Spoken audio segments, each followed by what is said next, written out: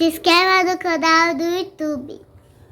A paz do Senhor Jesus, o avivamento e a missão da igreja. Esse é o tema do nosso assunto de hoje, lição de número 11. Louvado seja o Senhor. Já quero começar agradecendo a cada um de vocês que tem apoiado o nosso canal. Estamos aí pertinho de 500 inscritos para a glória do Senhor. Estamos juntos procurando aprender mais a palavra do Senhor, aprender sobre a escola bíblica dominical, trazendo aí alguns outros vídeos sobre outros assuntos gerais sobre a palavra de Deus. E eu louvo a Deus pela tua vida, pela vida de todos os que têm assistido, curtido, deixado like no vídeo, deixado algum comentário, compartilhado nossos vídeos, procurado ajudar outras pessoas, ajudar esse canal a alcançar outras pessoas. Eu louvo a Deus pela tua vida, pela vida de cada pessoa que tem orado por nós, por esse projeto. Louvado seja sempre o nome do Senhor. Deus te recompense e continue abençoando. O avivamento e a missão da igreja. Estamos caminhando aí nessa reta final. Essa é a nossa antepenúltima aula.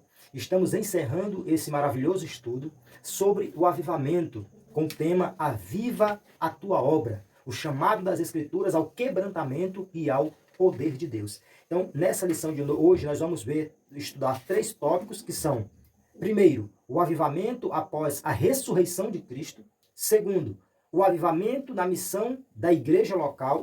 E o terceiro tópico, o avivamento e as missões transculturais. Nós temos essa lição, eu disponibilizei aqui no quadro a maioria das referências que vamos citar, que está dentro do bojo da nossa lição de hoje, sendo que essa primeira é o nosso texto áureo, Marcos capítulo 16, versículos 15 e 16. Aquele texto ali no finalzinho do livro do evangelista Marcos. Então nós temos o nosso texto áureo, que diz, Marcos 16, 15 e 16, e disse-lhes, ide por todo o mundo, pregai o evangelho a toda criatura, quem crer e for batizado será salvo, mas quem não crer será condenado. Jesus, depois que ele finaliza a sua missão na terra, ele agora deixa de forma bem explícita para a igreja, através dos apóstolos, a missão de darem continuidade àquilo que ele tinha começado. E agora ele diz, agora vocês devem ir por todo o mundo. Ou seja, em todo lugar vocês devem semear, espalhar essa mensagem. O evangelho, a oportunidade de salvação, o plano divino de Deus para resgatar o ser humano do pecado. E a verdade prática diz, neste tempo, marcado pela falta de fé, a igreja só pode cumprir a sua missão se estiver imersa no avivamento espiritual. Nós vemos que o avivamento, ele acontece nas nossas vidas através do Espírito Santo, que nos reveste do seu poder. O batismo no Espírito Santo, que é o revestimento de poder, ele nos é concedido justamente para que, através deste revestimento de poder do Espírito Santo em nossas vidas, nós possamos ter mais ousadia para fazer a vontade de Deus, cooperar na obra do Senhor, transmitir a mensagem do Senhor. E a nossa verdade prática diz que no tempo que nós estamos vivendo, de falta de fé, nós só temos condições de cumprir a nossa missão se estivermos mergulhados no avivamento espiritual. Por quê? Porque se sempre foi difícil ganhar vidas para Cristo, imagina num tempo como o nosso, que as pessoas estão ocupadas com tantas coisas, que as pessoas estão displicentes quanto à sua vida espiritual, sua vida com Deus, com uma falta de fé muito grande. Até porque, dentre outras coisas, nós vemos a banalização do evangelho por parte de muitos, a banalização da liderança eclesiástica por parte de muitos, a banalização do servir a Deus. Então, nós estamos diante de um momento muito difícil e só se nós estivermos mergulhados no avivamento espiritual, em intimidade e na unção e no poder do Espírito Santo, é que nós podemos cumprir com êxito a nossa missão como eleita do Senhor, como igreja de Jesus. Então nós temos aqui, introdutoriamente,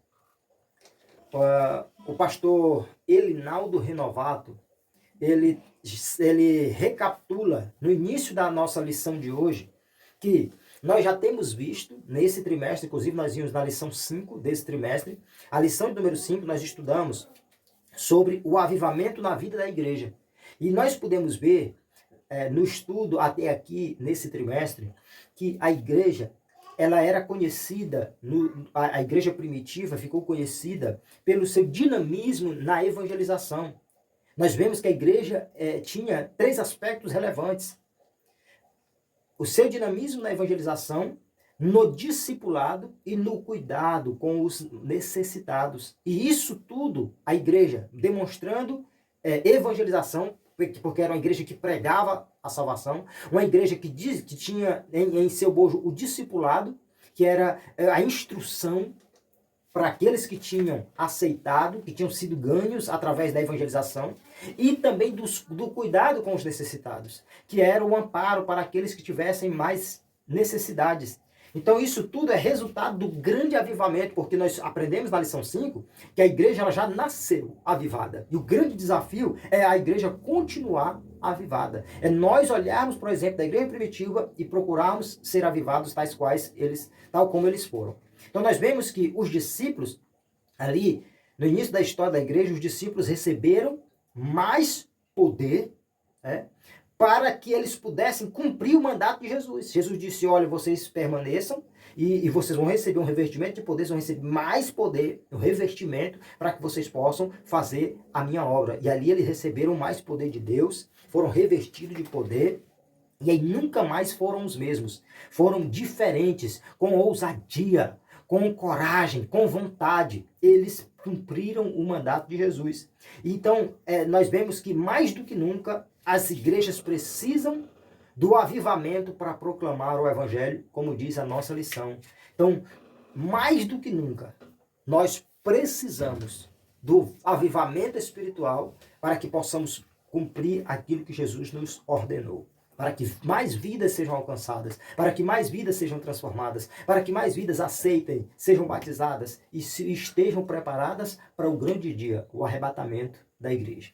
Então nós temos o primeiro tópico, o avivamento após a ressurreição de Cristo. Então nós temos aqui 3 subtópicos. Primeiro subtópico, o desânimo dos discípulos.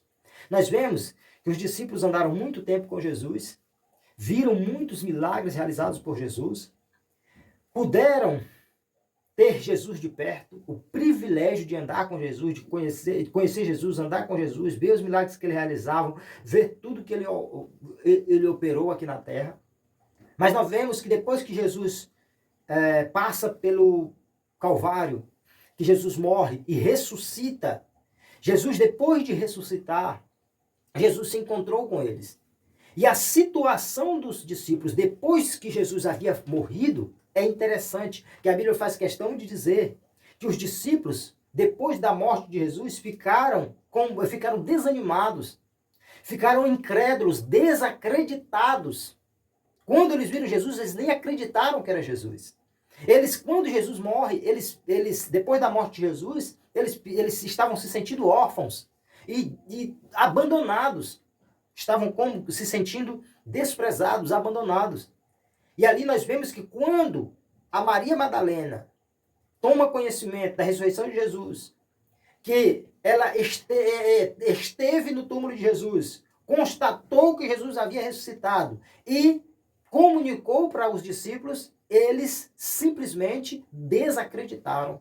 Eles não creram naquilo que Maria da Madalena estava dizendo, não creram que Jesus havia ressuscitado. Então, o momento ali era de completo, eles estavam completamente desolados, desanimados. Esse era o cenário, esta era a situação dos discípulos após a morte e ressurreição de Jesus. Marcos capítulo 16, verso 10 ao 13 mostra isso.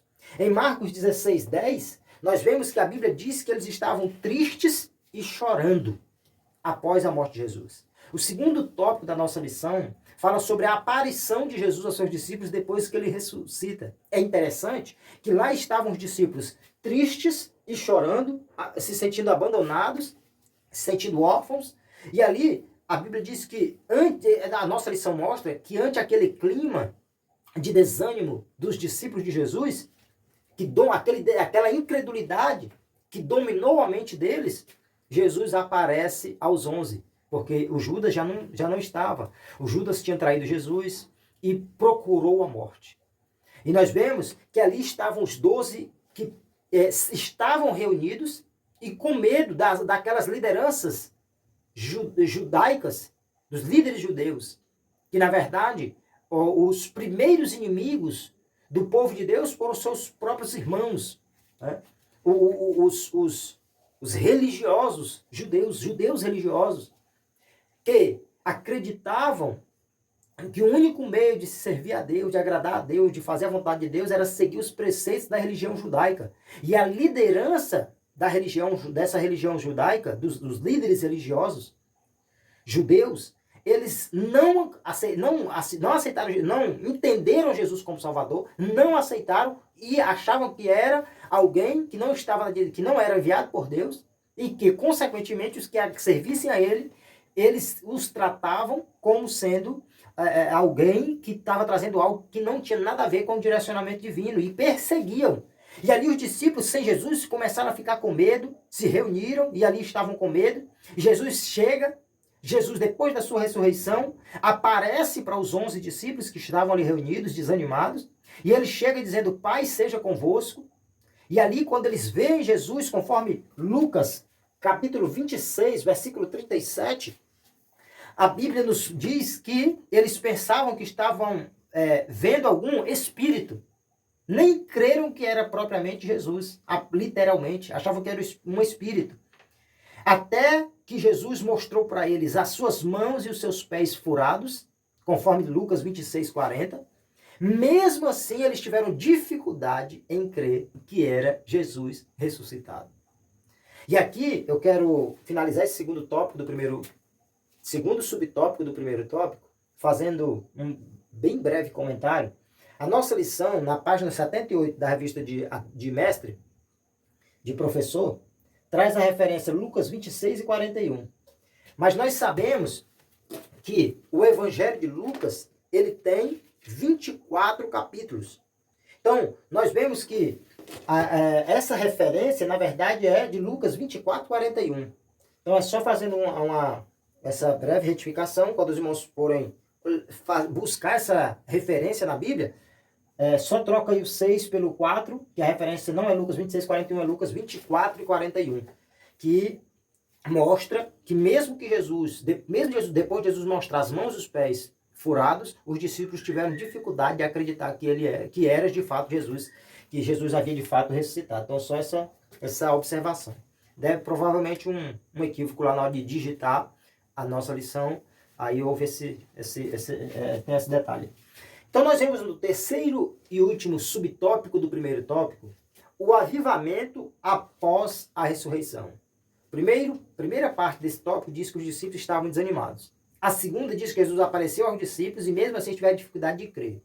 Esse tópico aqui mostra que Jesus, depois que os discípulos estão desanimados, ele aparece para eles. Jesus, após a sua ressurreição, nesse aparecimento, Jesus agora dá aos seus discípulos o mandato da grande comissão, que está registrado no texto áureo, conforme o texto áureo da nossa lição, Marcos 16, 15 e 16, quando Jesus diz: ide por todo mundo, pregai o evangelho a toda criatura. Ou seja, agora eu cumpri a minha parte, eu cumpri o meu propósito, a minha missão, agora é com vocês, agora eu escolhi vocês, chamei vocês, trouxe vocês para que agora vocês alcancem o mundo, alcancem outros, continuem procurando pessoas, pregando o evangelho, anunciando o reino de Deus.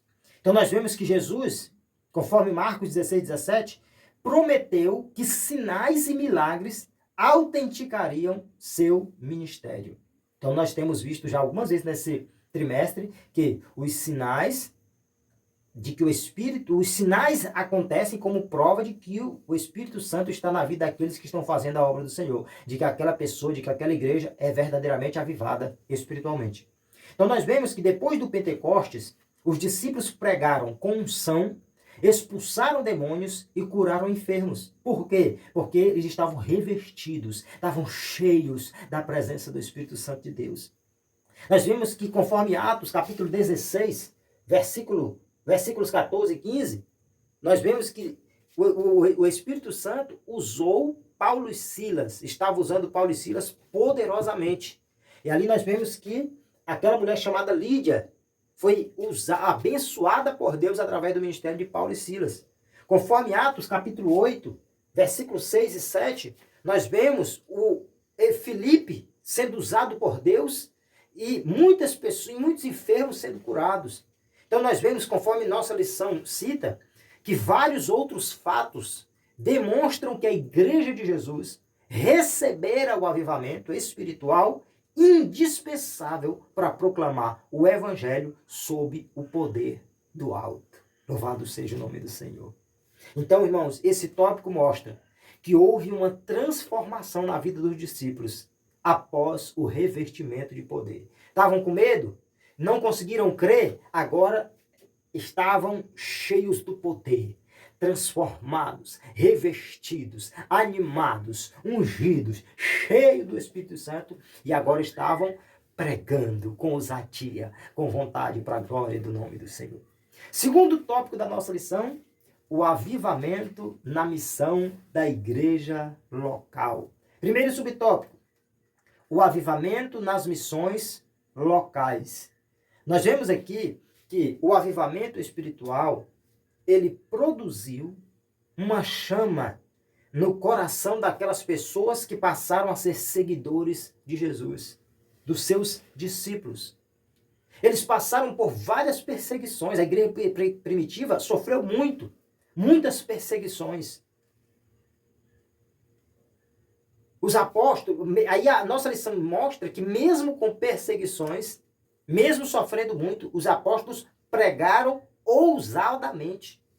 Nós vemos Atos capítulo 3, que Deus usa o apóstolo Pedro e João, e aquele moço ficava na porta do templo, recebeu a cura, e ele diz, não foi nós. Pedro diz, não é nós. Nós estamos falando em nome de Jesus. E quem revestiu ele de poder, quem deixou a promessa, foi Jesus. Então eles estão dando toda a glória para Jesus, porque Jesus, através do Santo Espírito, que estava usando eles. Então nós vemos que eles, mesmo diante de perseguições, eles foram perseguidos, eles foram presos, mas também foram libertos pelo poder de Deus e continuavam a proclamar a mensagem. Louvado seja o nome do Senhor. Então nós vemos que esse é o modelo que nós temos que usar como modelo de evangelização dinâmica local. Ou seja, não pregar só dentro das quatro paredes, dentro do templo, dentro da igreja, mas pregar nas casas, pregar nos bairros, alcançar pessoa por pessoa. Então nós vemos aí que a igreja, ela precisa entender que as missões, a missão da igreja, ela ocorre começando pelas missões locais. O pincel não quer ajudar. Então nós temos aí primeiro missões locais. Esse exemplo da igreja primitiva, através dos discípulos, precisa ser seguido por nós, a igreja de hoje. Por quê? Porque eles começaram de perto a ganhar almas para Cristo. Nós vimos que Atos capítulo 1, versículo 8, Jesus diz para que eles começassem em Jerusalém, na Judéia, Samaria e até os confins da terra. Ou seja, primeiro aqui, primeiro na casa de vocês, primeiro perto. Missões locais. Então nós vemos que a igreja avivada apresenta sinais de que o Pentecostes está ativo através da sua prática missionária. Segundo subtópico, o avivamento nas missões regionais. Então, primeiro, a igreja tem que se preocupar em ganhar as pessoas de perto. Depois, ou seja, as missões locais. Depois, tem que atentar para as missões regionais, ou seja, eu entendo que as missões locais é o evangelismo perto. As missões regionais é o evangelismo numa extensão mediana. Ou seja, a igreja procurar visitar não só as casas, os bairros, mas os povoados próximos, as vilas, as localidades próximas da cidade onde aquela igreja estiver, a igreja local estiver.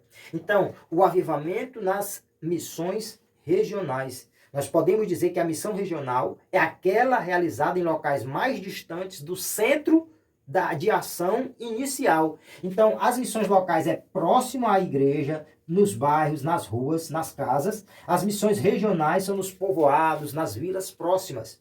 Aí aqui nós vemos que as missões regionais, ou aquelas localizações ali mais distantes um pouco de onde a igreja está, são as nossas Judeias e Samarias. Os discípulos estavam em Jerusalém. E aí Jesus dá a missão para eles evangelizar Jerusalém, depois a Judéia, Samaria, que era um pouco mais distante, e depois, e mais ainda adiante, para ganhar o mundo. Né? Conforme Atos, capítulo 8, versículo 1, versículo 4 e versículo 14, nós vemos que os discípulos cumpriram esse ide de Jesus. Atos 8, 1, 4, 14. Capítulo 8, versículos 1, 4 e 14. Diz assim o texto bíblico. E também Saulo consentiu na morte dele. Aqui, dando sequência ao que aconteceu quanto à morte de Estevão. Aí o texto diz que, e fez-se naquele dia uma grande perseguição contra a igreja que estava em Jerusalém. Ou seja, a morte de Estevão foi em Jerusalém. Depois, aí eles matam Estevão. Aí a partir dali começam a perseguir a igreja. Aí aqui diz que a igreja estava em Jerusalém, houve uma grande perseguição, e todos foram dispersos. Aqueles discípulos de Cristo, aquelas pessoas que estavam com os apóstolos, que já faziam parte da igreja do Senhor, foram se espalhando. Todos foram dispersos pelas terras da Judéia e da Samaria. Só os apóstolos, num primeiro momento, ficaram em Jerusalém. Os outros se espalharam. Foram muitos para a Judéia, muitos para a Samaria. E ali, por eles terem sido espalhados, eles iam procurando, espalhando a mensagem, transmitindo o evangelho, a pregação. Versículo 4 diz, mas os que andavam dispersos iam por toda parte anunciando a palavra. O versículo 14 diz, os apóstolos, pois, que estavam em Jerusalém, ouvindo que Samaria recebera a palavra de Deus, enviaram para lá Pedro e João. Então, os apóstolos ficaram em Jerusalém, tomaram conhecimento que estava acontecendo a evangelização regional, uma evangelização mais distante, na região. E ali, eles tomando conhecimento que aqueles irmãos que se espalharam, começaram a pregar e tinham ganhado mais pessoas, a igreja estava aumentando ali, aí enviaram 2 deles para tomar conta da igreja, para dar direção, para ajudar a igreja naqueles lugares. Então nós vemos aí o cumprimento das missões regionais. E o terceiro subtópico fala das missões regionais atualmente. E aqui cita que nos dias de hoje, esperamos que Deus desperte as igrejas locais para que elas possam buscar vidas, para que elas possam evangelizar, que Deus nos desperte para que nós possamos evangelizar. Que isso, a nossa lição diz, que isso aconteça sem que seja necessário haver perseguições, a fim de despertarmos para a obra de Deus. E aqui o pastor cita que hoje ainda estamos desfrutando de liberdade constitucional para expressar a nossa fé e proclamarmos o evangelho. Ainda temos, mas já estamos tendo uma série de tentativas de diminuir o direito, a liberdade, a possibilidade de ação da igreja. Nós temos que vigiar, temos que orar, temos que pedir a direção de Deus e estarmos sempre revestidos do poder do Espírito Santo. Aí aqui o pastor cita que oremos para que o Brasil seja de fato uma nação que se renda a Cristo. Então nós vemos nesse segundo tópico que a igreja estando avivada, ela demonstra que o Pentecoste, ou seja, o avivamento, a presença do Espírito Santo, a ação do Espírito Santo está ativa através da prática missionária. É através da prática missionária que a igreja, ou seja, através da pregação, através do anunciar o evangelho, que a igreja demonstra que está ativa espiritualmente, que é revestida do poder do Espírito Santo. Para nós finalizarmos, o avivamento e as missões transculturais. Então nós vemos que existem as missões locais, as missões regionais e as missões transculturais. as missões que vão além da nossa cultura, que alcançam outras culturas, né? Ou seja, o avivamento próximo, a missão próxima, numa localização próxima, missões numa localização mediana e missões numa localização mais extensa. É o chamado confins do mundo, alcançar pessoas distantes. É a evangelização transcultural. Em Atos 1:8, Jesus disse para os discípulos que eles deveriam levar a sua mensagem até os confins da terra. E a nossa lição mostra que os discípulos ganharam almas para Cristo e abriram igreja na Fenícia, em Chipre, em Antioquia, conforme Atos 11:19. Então eles estavam expandindo, estavam cumprindo o ID de Jesus, procurando ir mais longe, levar para mais pessoas, para mais lugares, para mais países a mensagem do Evangelho de Cristo. Então, primeiro subtópico, primeira igreja missionária. Nós vemos que a igreja em Antioquia já estava realizando as missões locais, né? Os irmãos já estavam ali nas casas, nas ruas, procurando pregar o evangelho, espalhando a mensagem.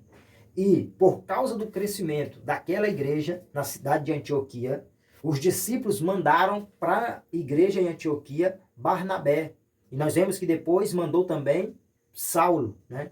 E aí nós vemos que a igreja de Antioquia se tornou a primeira igreja missionária.